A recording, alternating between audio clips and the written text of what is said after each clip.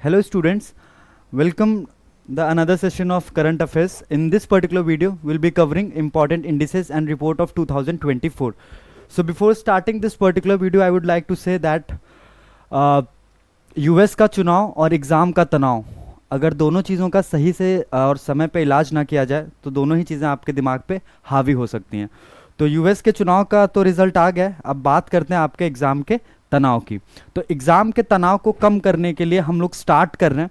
आज एक बहुत ही इंपॉर्टेंट टॉपिक है हमारे पास कवर करने के लिए, that is important indices and reports of 2024।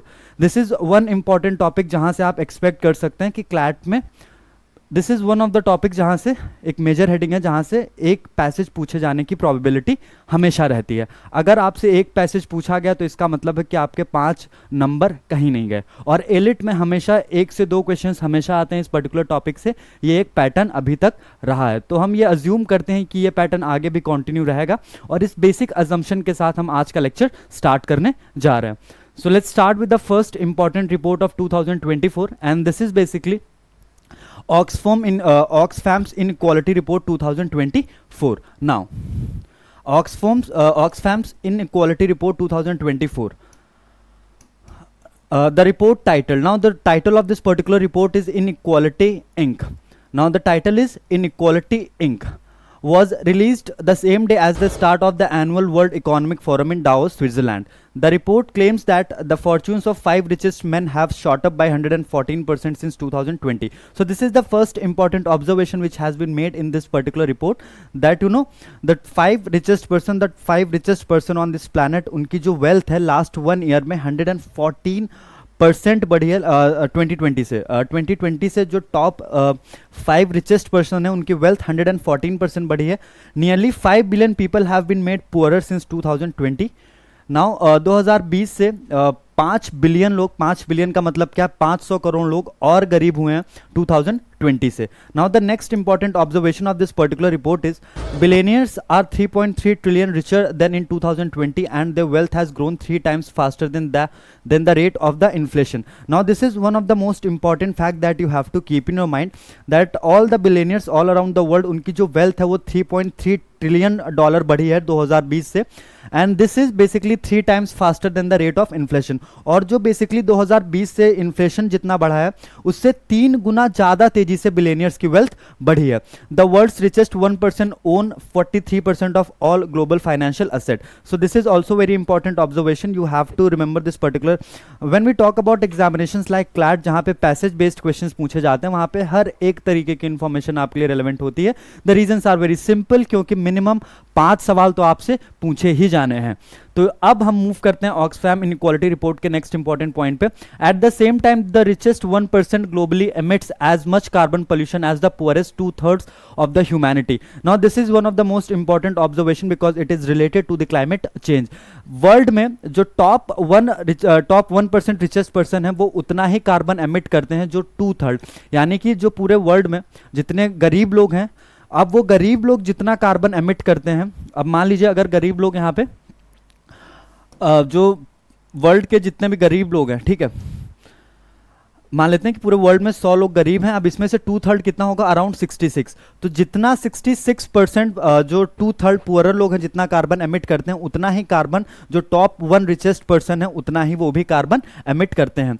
Oxfam, now let's talk about the few important fact about Oxfam International. So Oxfam International was founded in 1942 and is headquartered in Nairobi, Kenya. So Oxfam International का जो year of establishment है that is 1942 and the headquarter of this particular organisation is situated in Nairobi, Kenya. It is a British founded confederation of 21 independent charitable organizations. Now, this is also very important from the examination point of view, that Oxfam is basically the confederation or a group of 21 independent charitable organization.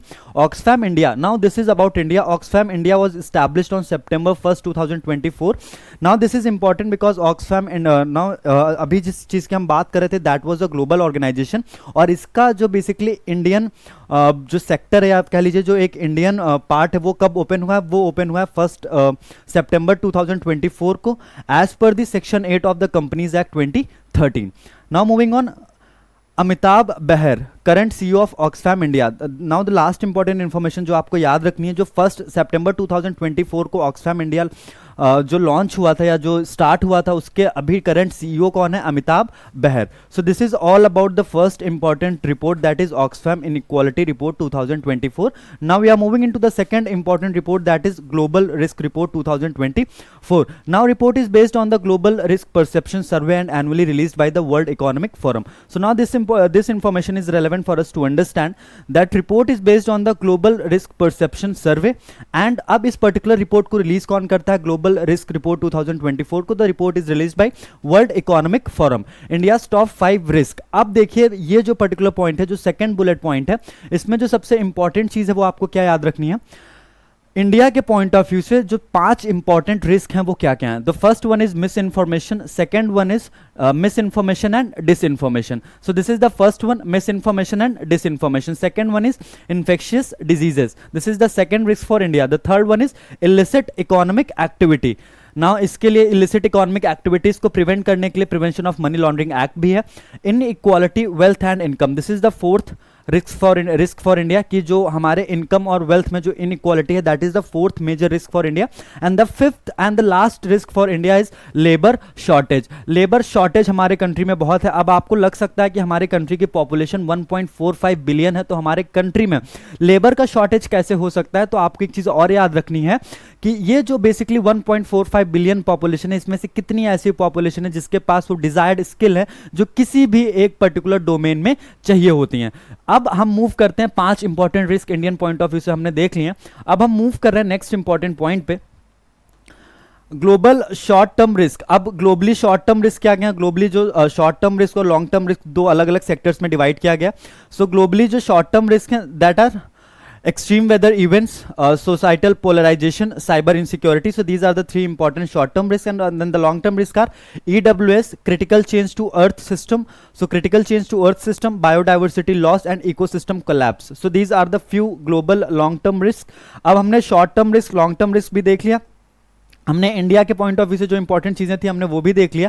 अब world economic forum के बारे में आप लोग एक चीज और याद रखेंगे, that World economic Forum is basically a non profit foundation which was established in 1971 and the headquarter of this particular organisation is situated in Geneva, Switzerland. Geneva Switzerland में हेडक्वार्टर है वर्ल्ड इकोनॉमिक फोरम का, और इसे establish किया गया था 1971 में.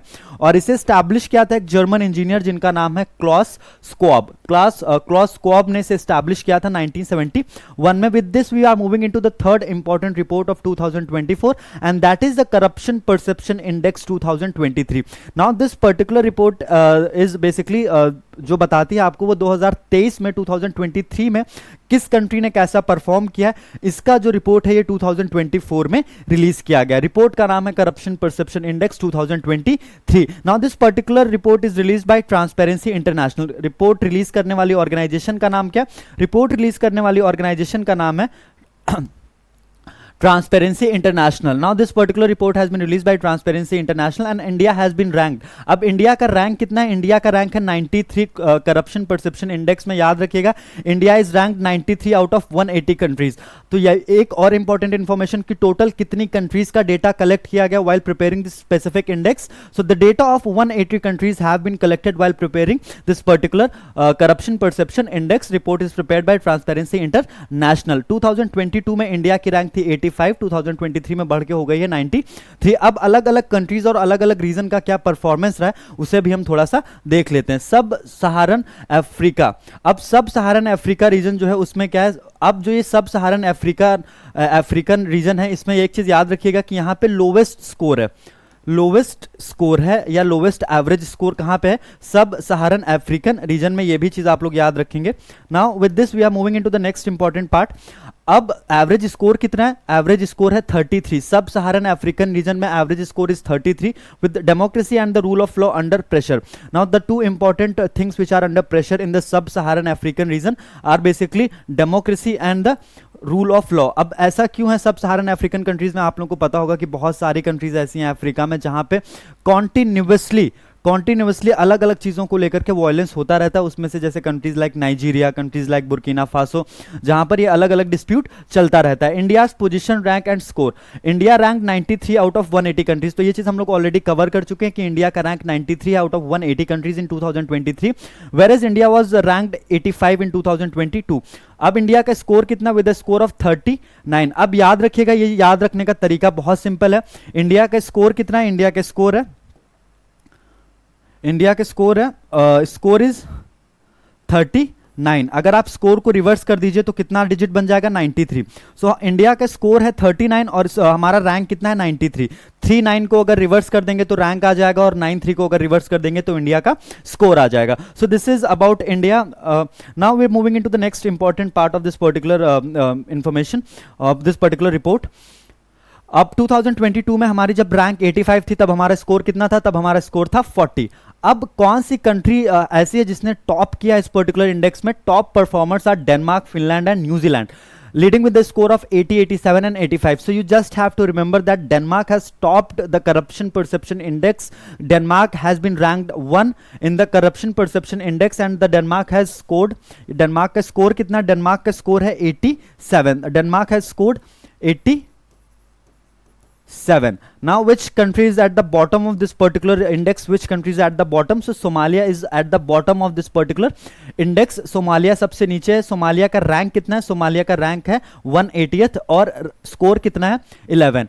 याद रखिएगा, नंबर 1 पे है डेनमार्क, हम है 93 पे, सबसे नीचे है सोमालिया। ये था सब कुछ करप्शन परसेप्शन इंडेक्स के बारे में। अब अगर आपको कहीं पे कोई भी डाउट हो रहा है तो इस पर्टिकुलर वीडियो में जो आप पीडीएफ अभी आप अपने स्क्रीन पे देख पा रहे हैं, इस पीडीएफ को आपके वीडियो डिस्क्रिप्शन के लिंक में अटैच कर दिया गया। आप स्मार्टली वहां से उसको डाउनलोड करके चीजों को एक्सेस कर सकते हैं। Now we are moving into the next important index of 2024 which is extremely important from the examination point of view. There is no point in taking the stress. एक चीज हमेशा याद रखिएगा कि you don't get this life again and again and you don't get the chance to prepare for any examination again and again.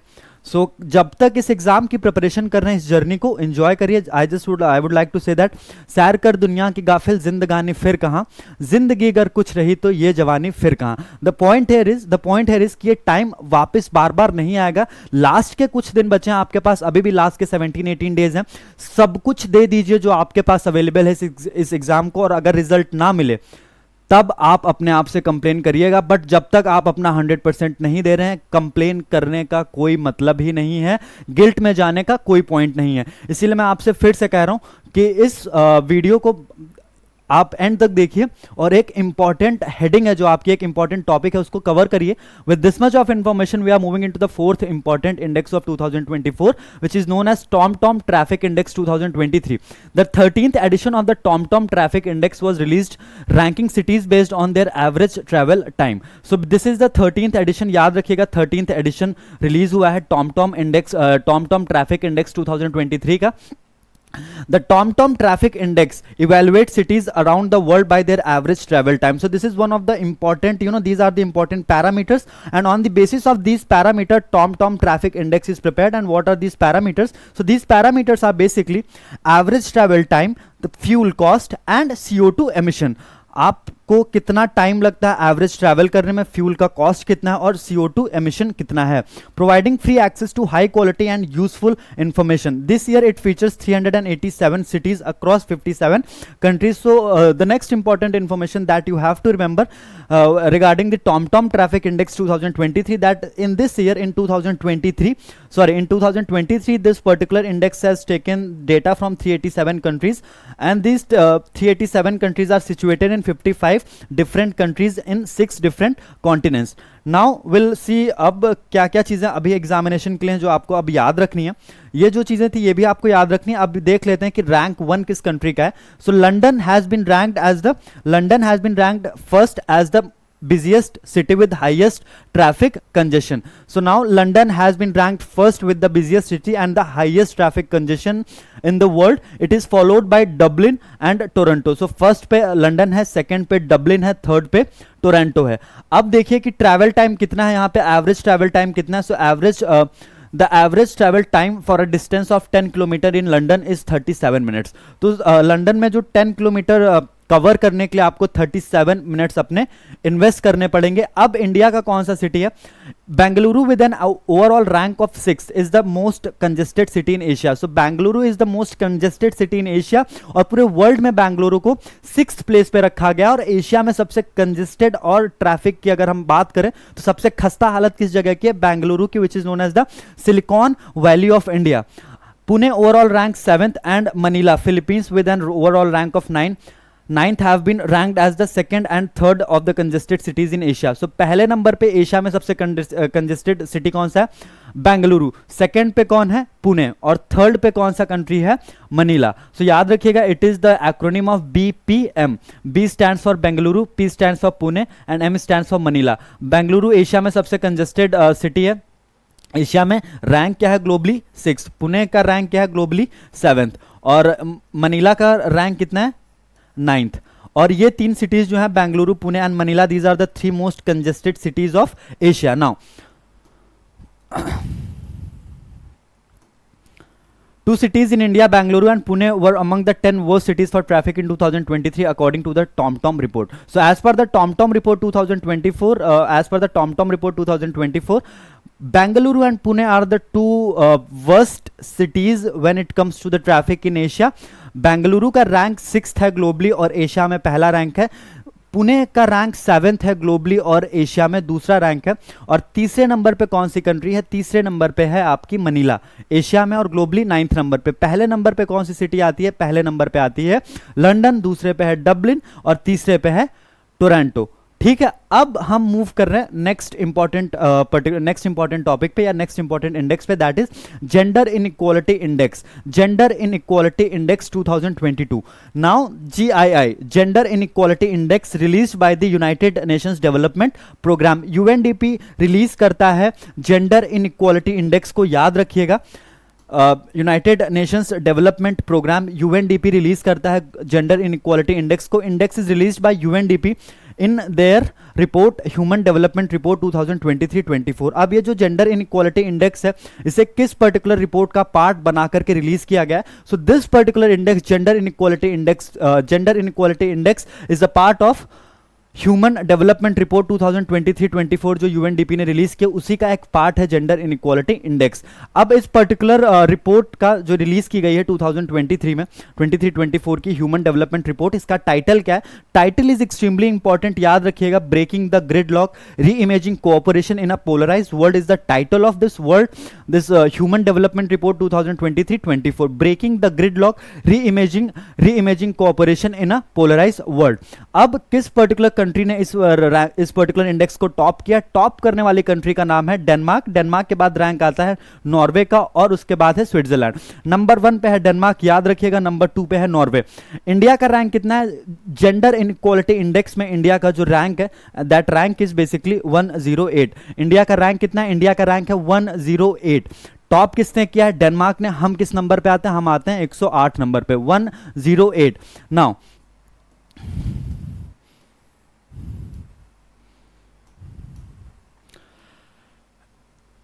in 2021 India stood at 122 out of 191 countries। 2021 में India का rank कितना था? 122 था।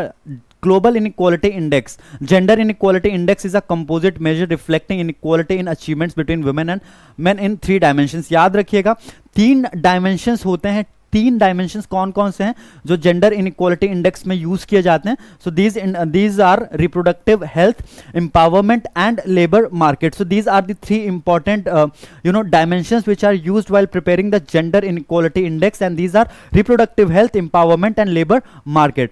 GII score varies between 0 and 1. So 0 basically कब होता है? when women and men fare equally, and 1 when men or women fare poorly compared to the other in all dimensions. So basically 0 से 1 के बीच में रैंकिंग होती है जेंडर इनइक्वालिटी इंडेक्स में। आप ये भी याद रखिएगा, Now we'll move to the next important topic. We'll move to the next important topic. So start करें हम लोग move कर रहे हैं topic number 6 पे. So the sixth important report is Global Climate Report 2023. We'll see a few important points about Global Climate Report 2023. Then we'll move to the next important topic. So the World Meteorological Organization. अब ये report Global Climate Report 2023 ये release किसने किया? Release किया World Meteorological Organization WMO ने. The 2023 edition of Global Climate Report 2023 edition release किसने किया है? World Meteorological Organization WMO ने. The reports confirm that 2023 is the hottest year on record. So this is the most important piece of information that you have to remember, that 2023 is the hottest year on record as per the Global Climate Report 2023, which is released by World Meteorological Organization. Now the global average near surface temperature. अब देखिए जो global average near surface temperature था इसमें कितना increment हुआ है. Temperature in 2023 was 1.45 degree plus minus 0.12 degree. अब जो global average near surface temperature था उसमें कितना इंक्रीमेंट हुआ है? 1.45 डिग्री तक का इंक्रीमेंट हुआ है. और ये बेसिकली इसमें कितना डिविएशन हो सकता है? प्लस माइनस 0.12 डिग्री का मतलब मैक्सिमम ये 1.57 डिग्री हो सकता है. अगर हम अज्यूम करके चलें कि हम ऐड कर रहे हैं 0.12 और 1.45 को हम रेफरेंस मानते हैं. यहाँ पे 1.45 में 0.12 ऐड कर दीजिए 1.57 हो जाएगा और 0.12 लेस कर दीजिए तो 1.33 हो जाएगा. सो बेसिकली जो global average near surface temperature था in 2023 it was between 1.33 to 1.57. Now we'll move to the next important point. The previous warmest year were 2016. अब 2023 is the hottest year on record. अब 2023 के पहले सबसे hottest year कौन सा था? 2016. अब हम इसके साथ हम अब और आगे बढ़ते हैं. The number of people who are acutely food insecure worldwide have more than doubled from 149 million people before the COVID-19 pandemic to 333 million people in 2023. अब ऐसे लोग जिनके पास फूड का एक्यूट शॉर्टेज है कोविड-19 के टाइम पे, इनका नंबर कितना था? कोविड-19 के टाइम पे ये नंबर था 149 मिलियन कोविड-19 के पहले. और कोविड-19 के बाद जो लोग एक्यूट हंगर से सफ़र कर रहे हैं या जो लोग एक्यूट हंगर का शिकार हैं वो लोग कितने हो चुके हैं? 333 मिलियन. Now the WMO. अब वर्ल्ड मीटरोलॉजिकल ऑर्गेनाइजेशन के बारे में कुछ इंपॉर्टेंट फैक्ट्स हम लोग देख लेते हैं. World meteorological organisation was established in 1950. 1950 में एस्टैब्लिशमेंट हुआ था. 193 मेंबर कंट्रीज हैं as of now.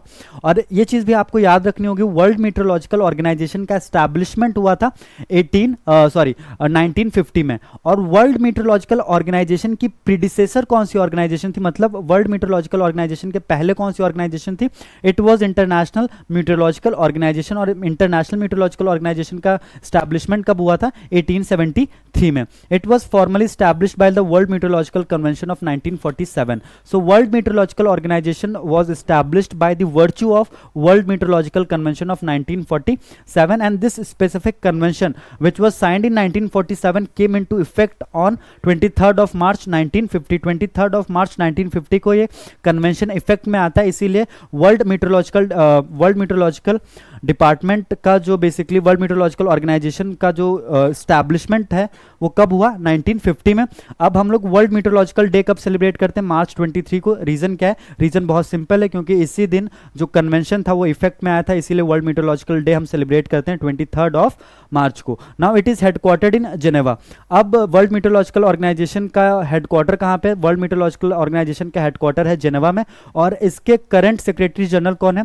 सेलेस्टो Saulo. Celeste Saulo is the current Secretary General of World Meteorological Organization.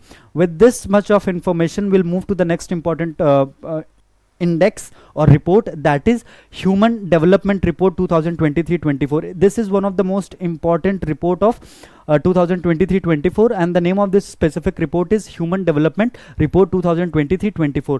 Now this particular report, Human Development Report 2023-24 is released by United Nations Development Program. UNDP ने release की है Human Development Report 2023-24. अब इस पर्टिकुलर report का title क्या है? Breaking the gridlock reimagining, breaking the gridlock reimagining cooperation in a polarized world. Breaking the gridlock, re-imaging cooperation in a polarized world is the title of this Human Development Report 2023-24, which is prepared by United Nations Development Program. Now अब ये जो report है इसको United nation development programme लगातार continuously publish कर रहा है। Annual report है, साल में एक बार ये रिपोर्ट का जो डेटा है वो साल में एक बार आता है, because it is an annual report. और ये एनुअल रिपोर्ट यूएनडीपी 1990 से कॉन्टिन्यूसली रिलीज कर रहा है। ये चीज़ भी आप लोग याद रखेंगे। फर्स्ट टाइम कब रिलीज हुई? 1990 में। The main objective is to examine major global challenges that affect human development. So this is the main objective of this human development report, to check or to examine major global challenges related to human development. Now human development index published since 1990. अब human development index कब से publish हो रहा है? Human development index continuously publish हो रहा है 1990 से, and this is the heart and soul. Human development index is the heart and soul of the human development report. Now अब एक चीज आप लोग को और याद रखनी है, ह्यूमन डेवलपमेंट रिपोर्ट को प्रिपेयर करने के टाइम पे 3 बेसिक डायमेंशंस होते हैं और 4 इंडिकेटर्स होते हैं। डायमेंशंस कितने हैं? 3, और ये 3 डायमेंशंस कौन कौन से हैं? Long and healthy life, knowledge and a decent standard of living. These are 3 primary basic dimensions. And what are the 4 indicators? 4 indicators basically होते हैं जिनके बेसिस पे हम इस रिपोर्ट को रेडी करते हैं। और एक चीज़ याद रखिएगा, जो ह्यूमन डेवलपमेंट रिपोर्ट रेडी की जाती है, इस रिपोर्ट में 0 से लेकर के 1.0 के बीच में स्कोरिंग की जाती है। 0 से लेकर के 1.0 के बीच में स्कोरिंग की जाती है। आप लोग ये चीज़ भी याद रखेंगे। और इस ह्यूमन डेवलपमेंट इंडेक्स HDI जो होता है, ह्यूमन डेवलपमेंट इंडेक्स, इसे डेवलप किसने किया था? याद रखिएगा, बहुत ही प्रोमिनेंट पाकिस्तानी इकोनॉमिस्ट है जिनका नाम है महबूब उल हक। महबूब उल हक ने बेसिकली डेवलप किया था ह्यूमन डेवलपमेंट इंडेक्स को। ये भी चीज़ आप लोग याद रखेंगे। और इसी से रिलेटेड एक चीज़ और याद रखेंगे आप लोग, इंडिया का जो रैंकिंग था 2021 में 135 था, और 2022-23 में इंडिया का रैंक इंप्रूव होकर के कितना हो गया? 134। सो हम 135 से 134 पे आ चुके हैं ह्यूमन डेवलपमेंट इंडेक्स में। अब एक और इंपॉर्टेंट इन्फॉर्मेशन जो आपको याद रखनी है, वो इन्फॉर्मेशन ये है कि इंडियन इकोनॉमिस्ट एक है जिनका नाम है अमर्त्य सेन। अमर्त्य सेन को नोबेल प्राइज कब मिला था? अमर्त्य सेन को नोबेल प्राइज इकोनॉमिक्स में मिला था 1998 में। With this much of information will move to the next important topic. अब देखिए HDI वैल्यू, जो ये सारी चीज़ें हैं, जो ये सारी इन्फॉर्मेशन है, ये बेसिकली अभी आपको एक PDF अटैच किया जाएगा डिस्क्रिप्शन लिंक में। आप उस डिस्क्रिप्शन लिंक से एक्सेस करके इस पर्टिकुलर इन्फॉर्मेशन को आप रीड कर सकते हैं एक बार, ठीक है। अब देखिए, this is all the information that you have to read. 2023 का जो रिपोर्ट है, इसमें हमारा जो स्कोर है वो कितना है? 0.644। हमारा स्कोर कितना है? 0.644। और हम किस कैटेगरी में फॉल करते हैं? हमारा मतलब इंडिया किस कैटेगरी में फॉल करता है? मीडियम ह्यूमन डेवलपमेंट कैटेगरी में फॉल करता है इंडिया। आप ये भी चीज़ याद रखेंगे। अब हम मूव कर रहे हैं 8th इंपॉर्टेंट इंडेक्स पे, that is global unicorn index 2024। जो ग्लोबल यूनिकॉर्न इंडेक्स 2024 है, this is a report which is released by a group known as Hurun, या हुरून भी बहुत से लोग बोलते हैं, तो आप जो भी चाहे वो प्रोनाउंसिएट कर सकते हैं। हुरून ग्रुप ने पब्लिश किया है ग्लोबल यूनिकॉर्न इंडेक्स 2024। अब आप लोग एक चीज याद रखेंगे, इन 2023 में इंडिया में टोटल कितने यूनिकॉर्न्स थे? 67 unicorn startups and place 3rd globally. अब when it comes to the total number of unicorns कि जब भी बात आती है कि किस पर्टिकुलर कंट्री में कितने यूनिकॉर्न हैं, हम तीसरे नंबर पे आते हैं। और कौन सी कंट्री नंबर 1 पे है? United states of America number 1 पे है, चाइना नंबर 2 पे है, और हमारा स्थान कौन सा है? हमारा प्लेस है 3rd। याद रखिएगा।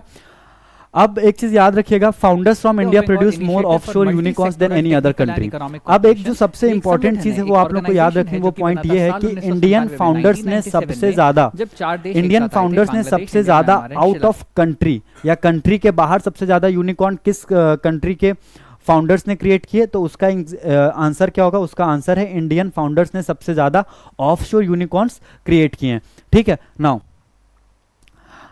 अब गजेल्स एंड चीताज 2 कैटेगरी होती हैं, याद रखिएगा। गजेल्स बेसिकली वो स्टार्टअप होती हैं जिनमें हम ये एक्सपेक्ट करते हैं कि ये 3 साल के अंदर यूनिकॉर्न बन जाएंगी, और चीता बेसिकली वो यूनिकॉर्न्स होते हैं जो 5 साल के अंदर, वो वैसे स्टार्टअप जो 5 साल के अंदर यूनिकॉर्न बन जाएंगे। अब हम एक और इंपॉर्टेंट रिपोर्ट को डिस्कस कर लेते हैं, food waste index report 2024, United Nations environment programme. अब ये रिपोर्ट रिलीज कौन करता है? UNEP, United Nations environment programme has released food waste index report 2024।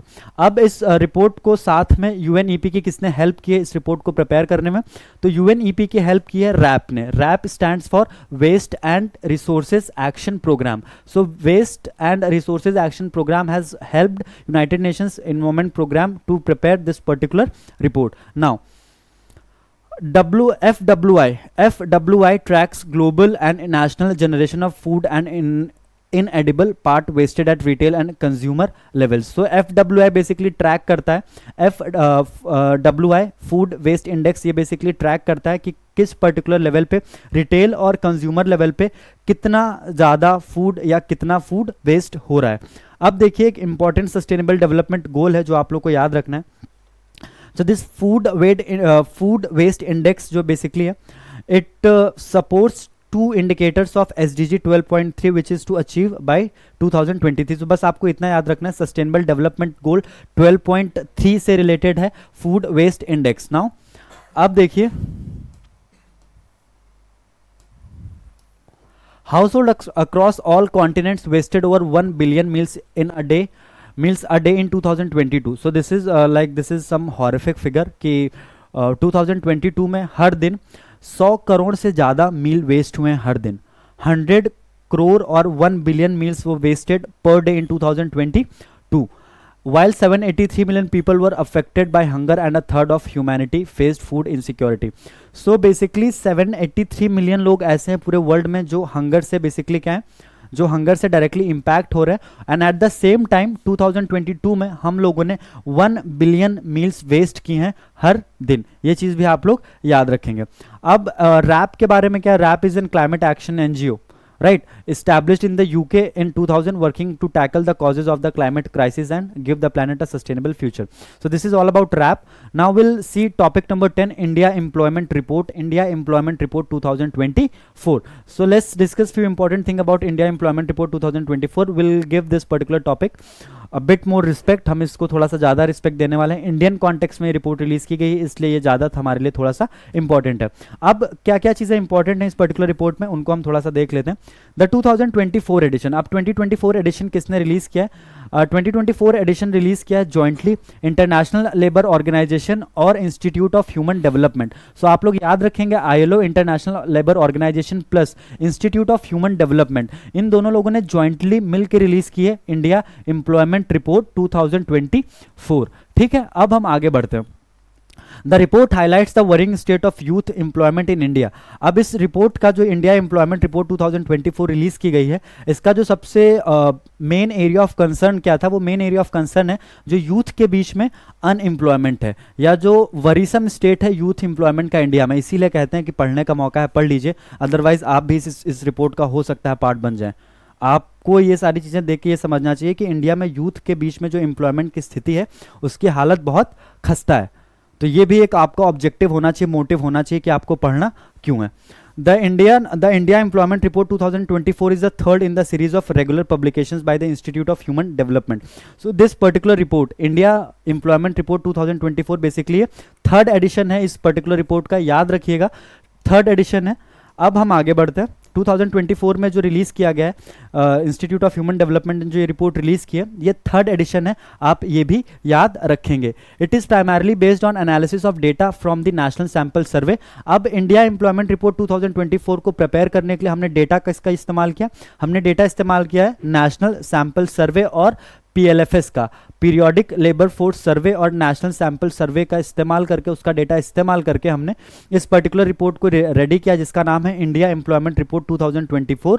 इस रिपोर्ट को बेसिकली 7 इंडिकेटर्स पे, 7 लेबर मार्केट आउटकम इंडिकेटर्स यानी कि 7 इंडिकेटर्स के बेसिस पे इस पर्टिकुलर रिपोर्ट को हम रेडी करते हैं. ये चीज़ भी आप लोग याद रखेंगे. इंडिया में जो एम्प्लॉयमेंट की कंडीशन है वो इंप्रूव हुई है. अगर आप 2004-5 को अगर आप बेस ईयर मान के चलते हैं तो 2004-5 के कंपैरिजन में इंडिया की जो एम्प्लॉयमेंट स्थिति है, इंडिया में जो लोगों के पास एम्प्लॉयमेंट की स्थिति है वो कंपैरेटिवली थोड़ा सा बेटर हुई है. अब कुछ स्टेट्स ऐसी हैं, states like Bihar, Odisha, Jharkhand and UP have remained at the bottom throughout this particular period. So again UP, Bihar, Odisha और झारखंड लगातार बॉटम पे बने हुए हैं, ये चीज़ भी आप याद रखेंगे. Youth employment and under employment increase between 2000 and 2019. So youth के बीच में जो अनएम्प्लॉयमेंट और अंडर एम्प्लॉयमेंट की प्रॉब्लम है इसमें इंक्रीमेंट हुआ है, आप ये भी याद रखेंगे. अब कुछ इंपॉर्टेंट फैक्ट जो आपको याद रखने हैं. इन 2022 the share of unemployed youth in the total unemployed population was 82.9%. यानी कि हमारे कंट्री में जो टोटल अनएम्प्लॉयड लोग हैं उसमें से यूथ कितना है, उनका कॉन्ट्रीब्यूशन कितना है? यूथ का कॉन्ट्रीब्यूशन है 82.9%. 63.9%. Now moving on, the share of educated youths among all unemployed people also increased to 65.7% in 2022 from 54.2% in 2000. अब देखिए जो एजुकेटेड यूथ हैं, अब एजुकेटेड यूथ का बेसिकली कितना कंट्रीब्यूशन है, the share of educated youth among all unemployed people also increase to 65.7%. अब जितने भी अनएम्प्लॉयड लोग हैं उनमें, अनएम्प्लॉयड लोगों में एजुकेटेड यूथ का कितना कंट्रीब्यूशन है. सो टोटल अनएम्प्लॉयड लोग में से जो टोटल अनएम्प्लॉयड पॉपुलेशन है इसमें से जो अनएम्प्लॉयड यूथ हैं इनका कितना कंट्रीब्यूशन था, 82.9%. अब जो टोटल अनएम्प्लॉयड लोग हैं इसमें कितने एजुकेटेड यूथ का कंट्रीब्यूशन कितना है, 65.7%. The unemployment rate among educated youths grew to 30.8% in 2019 from 23.9%. अब देखिए एजुकेटेड यूथ का जो एजुकेटेड यूथ है, the unemployment rank among educated youth.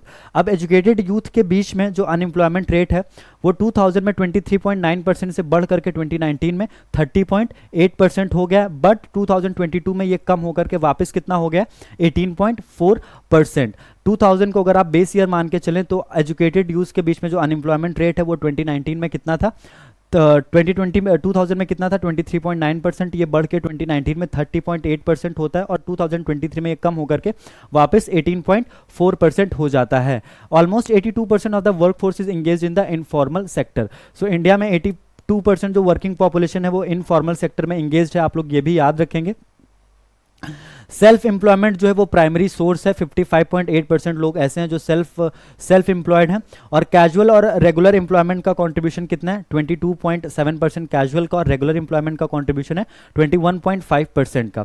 The female labour force participation rate. अब लेबर फोर्स पार्टिसिपेशन रेट का मतलब क्या होता है कि एक्चुअली में कितने लोगों के पास एम्प्लॉयमेंट है और कितने लोग ऐसे हैं जो एक्टिवली काम ढूंढ रहे हैं. So basically labour force participation का मतलब क्या होता है, लेबर फोर्स पार्टिसिपेशन रेट का, कि एक्टिवली कितने लोग काम कर रहे हैं और कितने लोग एक्टिवली काम को ढूंढ रहे हैं.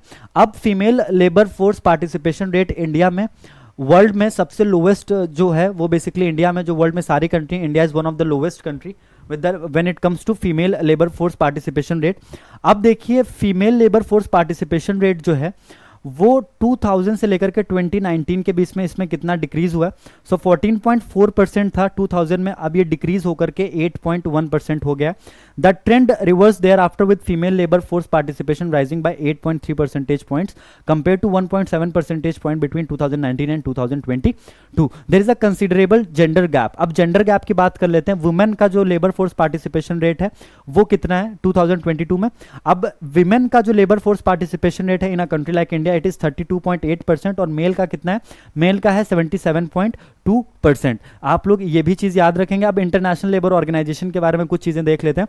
इंटरनेशनल लेबर ऑर्गेनाइजेशन का एस्टैब्लिशमेंट हुआ था 1919 में by the virtue of League of Versailles. League of Versailles या जो ट्रीटी ऑफ वर्सिलीज थी वो 1919 में बेसिकली होता है. लीग ऑफ नेशंस का एस्टैब्लिशमेंट होता है और लीग ऑफ नेशंस का ही पार्ट बनता है international labour organisation. And after the establishment of United Nations, after the establishment of United Nations, international labour organisation और आईएलओ पहली स्पेशलाइज्ड एजेंसी बनता है यूएन की. आप लोग ये भी चीज याद रखेंगे 1946 में. As of now 187 member states हैं. यूएन में 193 मेंबर स्टेट्स हैं. यूएन के 193 मेंबर्स में से 186 मेंबर्स हैं आईएलओ के पार्ट, और एक और कंट्री या एक और जो मेंबर स्टेट है आईएलओ का उसका नाम क्या है, कुक आइलैंड. सो 193 मेंबर्स हैं यूएन के, इसमें से 186 मेंबर्स हैं आईएलओ के, और एक और इंस्टीट्यूट जो पार्ट है आईएलओ का उसका नाम है कुक आइलैंड.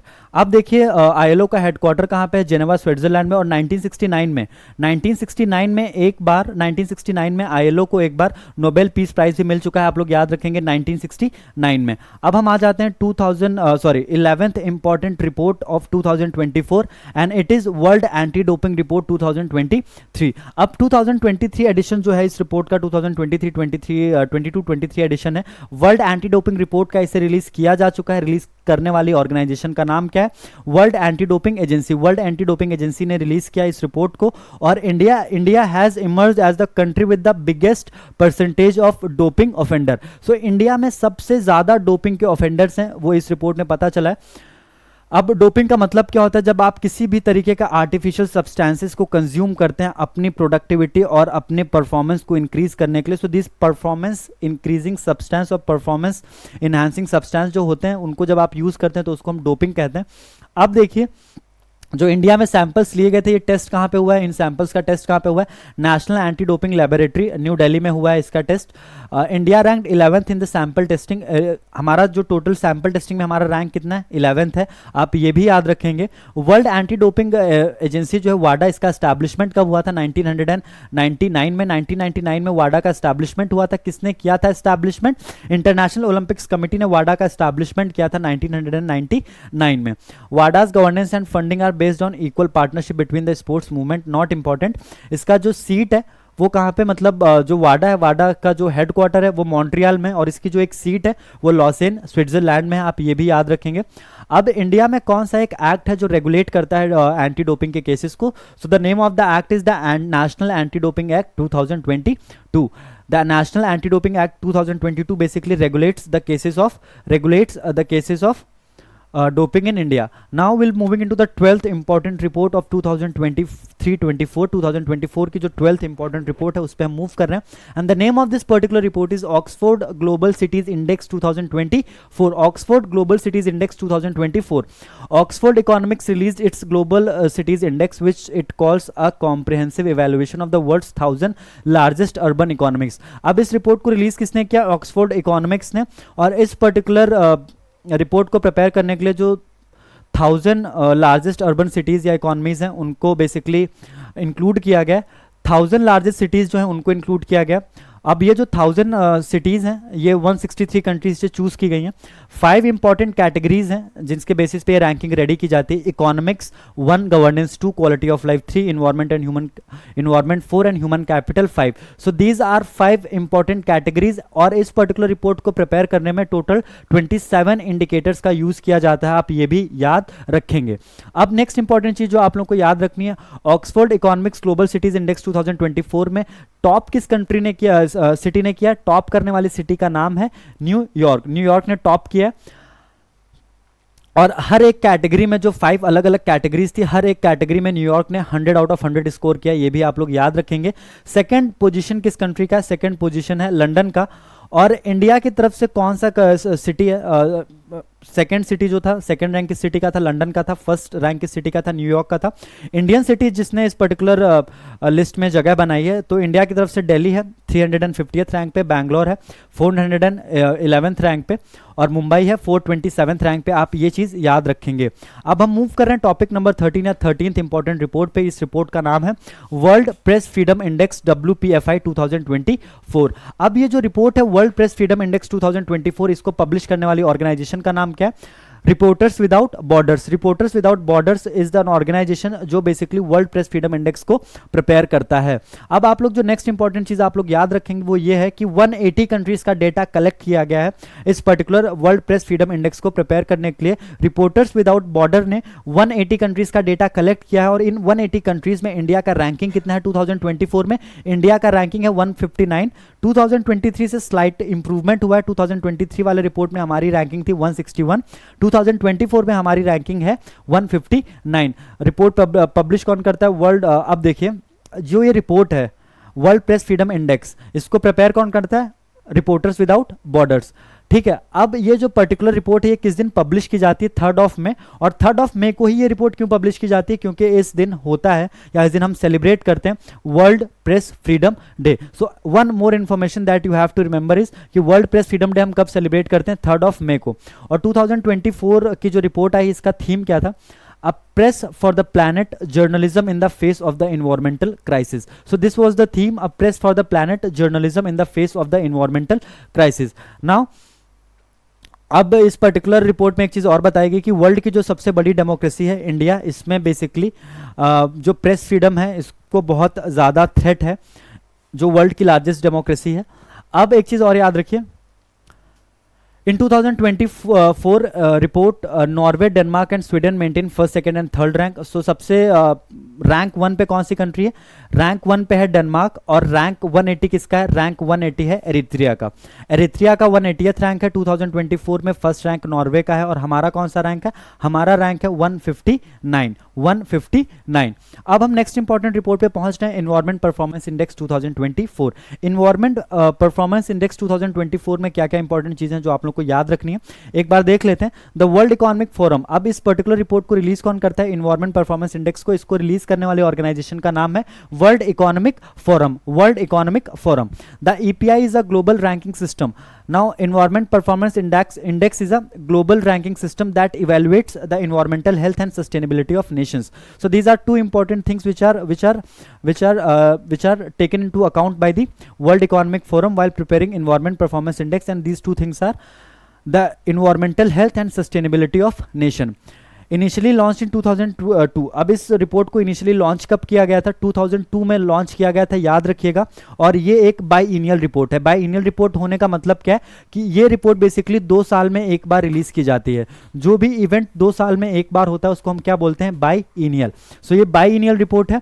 अब इस रिपोर्ट को प्रिपेयर कौन करता है? ये हम ऑलरेडी डिस्कस कर चुके हैं, world economic forum. World economic forum किस पर्टिकुलर इंस्टीट्यूट के साथ मिलकर ये प्रिपेयर करता है?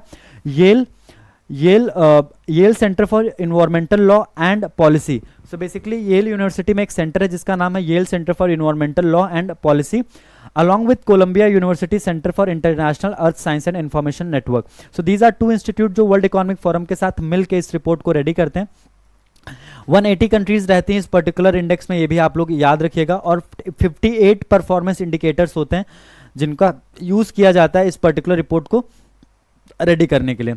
अब इस पर्टिकुलर ईयर में कौन सी कंट्री है जो रिपोर्ट को लीड कर रही है? जो कंट्री नंबर वन पे जो कंट्री है उसका नाम है Estonia. Estonia is at number 1। और हमारी जो रैंकिंग है वो बहुत खराब रही है और हमने बेसिकली म्यांमार, लाओस, पाकिस्तान और वियतनाम से भी गंदा परफॉर्म किया है। अब 180th रैंक किस कंट्री का? 180th रैंक है वियतनाम का। और हमारा कौन सा रैंक है? हमारा रैंक है 176। नंबर 1 पे है इस्टोनिया नंबर 180 पे है वियतनाम, और हम आते हैं 176 नंबर पे। आप लोग ये भी याद रखिएगा।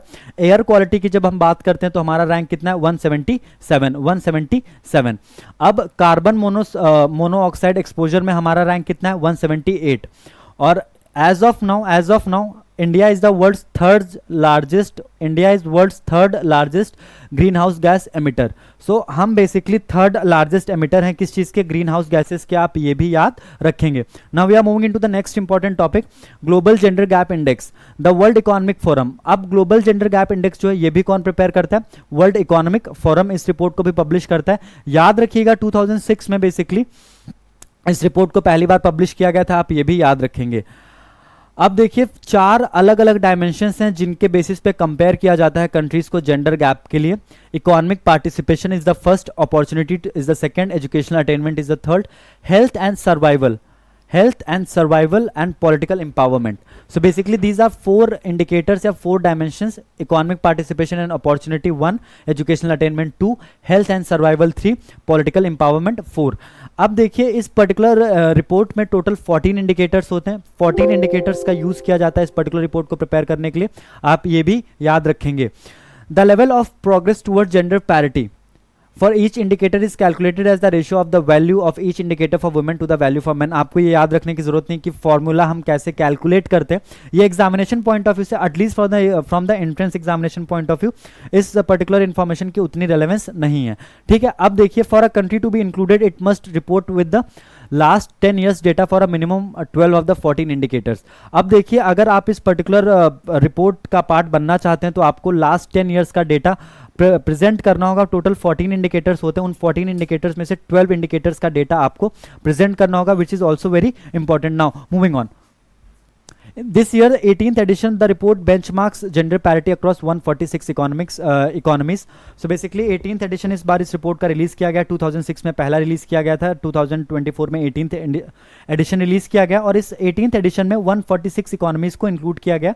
अब देखिए किस कंट्री ने वापसी की है इस पर्टिकुलर इंडेक्स में, तो गुयाना ने वापसी की है, आप लोग याद रखेंगे। फर्स्ट रैंक किस कंट्री का है, फर्स्ट रैंक है बेसिकली आइसलैंड का। तो आप लोग ये भी याद रखेंगे कि फर्स्ट रैंक सिक्योर करने वाली कंट्री का नाम क्या है, Iceland. Gender gap index to 129th place in 2023, India was 127th on the global index. So आप लोग याद रखेंगे 129th प्लेस है हमारा, और 2023 में हमारा रैंक कितना था, 127th। Now moving on,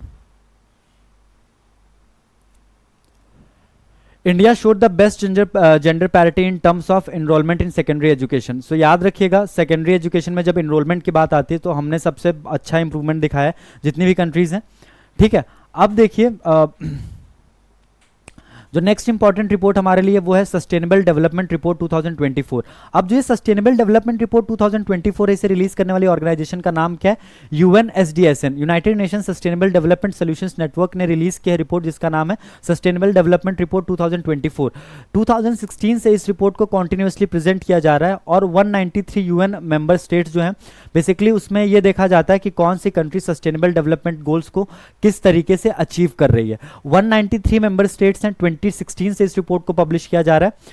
established in 2012। अब एसडीएसएन क्या है, एसडीएसएन सस्टेनेबल डेवलपमेंट सॉल्यूशंस नेटवर्क का एस्टैब्लिशमेंट कब हुआ, इसका एस्टैब्लिशमेंट हुआ 2012 में, आप ये भी याद रखेंगे।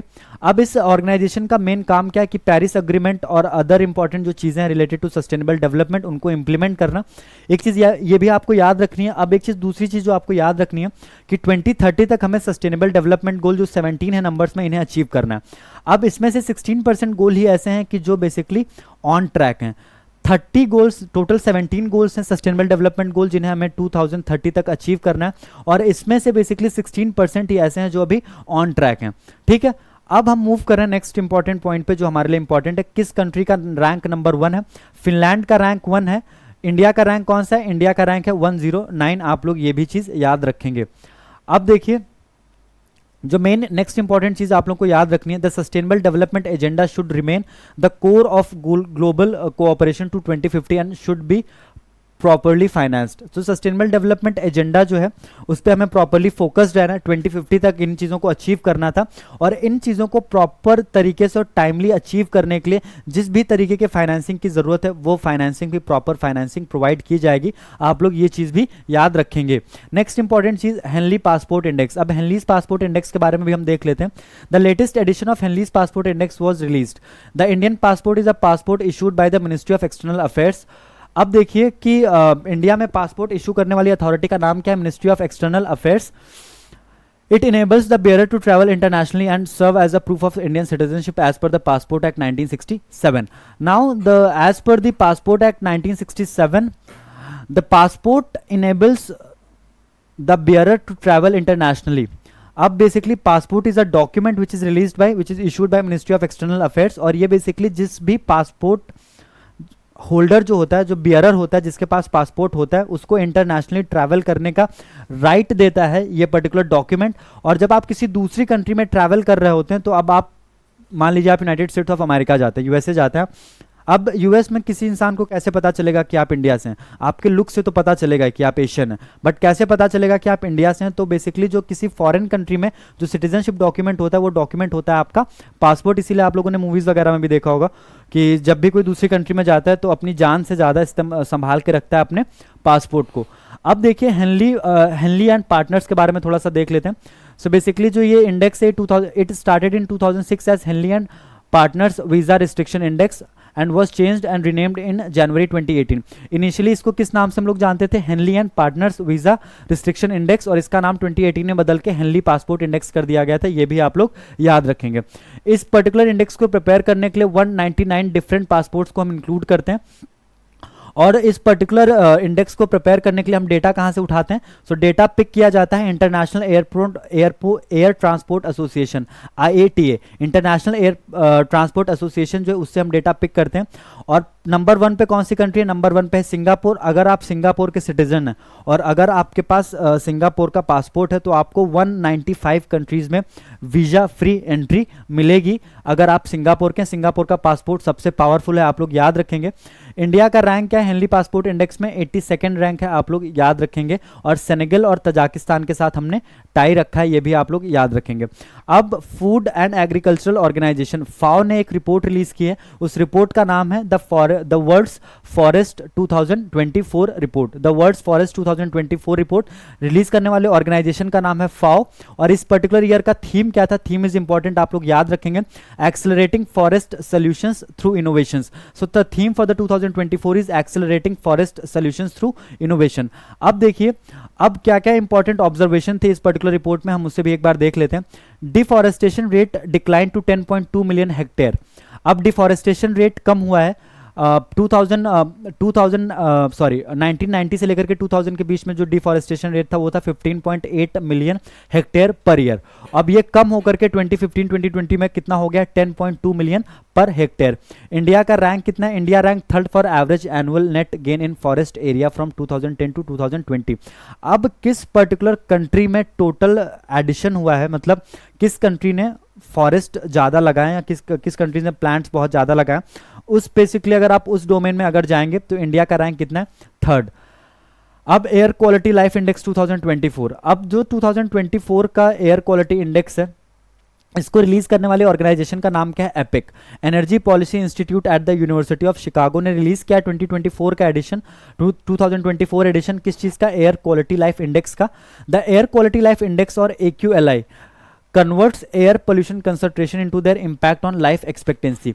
सो बेसिकली एयर में जो पोल्यूशन होता है उस पर्टिकुलर पोल्यूशन की वजह से एक इंसान की लाइफ कितनी कम हो सकती है, इस चीज को मेजर करता है एयर क्वालिटी लाइफ इंडेक्स। अब देखिए जो PM 2.5 है, ये चीज आप लोग याद रखेंगे।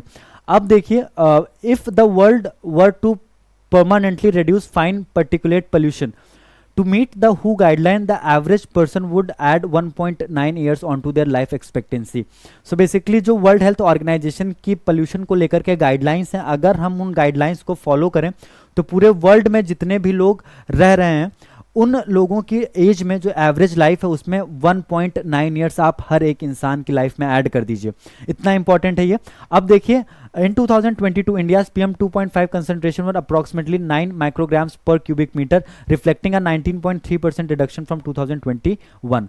अब 2022 में बेसिकली जो PM 2.5 में कंसंट्रेशन था वो बेसिकली 9 माइक्रोग्राम्स पर क्यूबिक मीटर था, और ये 2021 के लेवल से अगर आप कंपेयर करेंगे तो 19.3% ये कम है। अब देखिए जो नेक्स्ट इंपॉर्टेंट रिपोर्ट है 19th report is extremely important, और ये रिपोर्ट है basically financial action task force ने एक म्यूचुअल इवैल्यूएशन रिपोर्ट रिलीज किया है इंडिया के लिए। फाइनेंशियल एक्शन टास्क फोर्स ने एक रिपोर्ट रिलीज किया है इंडिया के लिए, इस रिपोर्ट का नाम है म्यूचुअल इवैल्यूएशन रिपोर्ट, और इस पर्टिकुलर रिपोर्ट में इंडिया को रखा गया है रेगुलर फॉलोअप कैटेगरी में। याद रखिएगा बहुत ही प्रेस्टिजियस ये बेसिकली होता है ये कैटेगरी जिसका नाम है रेगुलर फॉलोअप कैटेगरी। FATF ने म्यूचुअल इवैल्यूएशन रिपोर्ट में इंडिया को रेगुलर फॉलोअप कैटेगरी में रखा गया।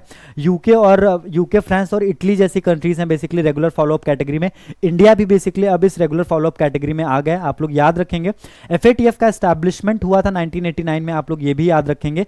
फाइनेंशियल एक्शन टास्क फोर्स दो तरीके की लिस्ट रेडी करता है, आप लोग ये भी याद रखेंगे, और वो दो लिस्ट कौन कौन सी होती हैं, एक ग्रे लिस्ट होती है और एक होती है बेसिकली आपकी ब्लैक लिस्ट। 1989 में एस्टैब्लिशमेंट हुआ था फाइनेंशियल एक्शन टास्क फोर्स का, 39 कंट्रीज इसके मेंबर है, इसका हेडक्वार्टर है पेरिस फ्रांस में, और इंडिया इसका फुल टाइम मेंबर बना था 2010 में। And Indonesia is the only country जिसको ऑब्जर्वर स्टेटस मिला है, आप ये भी याद रखेंगे। ठीक है, अब हम इसी के साथ मूव करें नेक्स्ट इंपॉर्टेंट टॉपिक में, रिपोर्ट में, report number 20। This is the second last report, तो थोड़ा सा अब टाइट होकर के बैठेंगे, ये वीडियो खत्म होने वाला है। सो अब कुछ इंपॉर्टेंट चीजें उनके बारे में हम डिस्कस कर लेते हैं। इंटरनेशनल राइनो फाउंडेशन IRF ने एक रिपोर्ट रिलीज की, इस रिपोर्ट का नाम क्या है, state of the rhino 2024 report release करने वाले ऑर्गेनाइजेशन का नाम क्या है, IRF इंटरनेशनल राइनो फाउंडेशन। अब देखिए इंटरनेशनल राइनो फाउंडेशन जो ये ऑर्गेनाइजेशन है इसका एस्टैब्लिशमेंट हुआ था 1991 में, और इस ऑर्गेनाइजेशन को हम पहले किस नाम से जानते थे, इंटरनेशनल ब्लैक राइनो फाउंडेशन।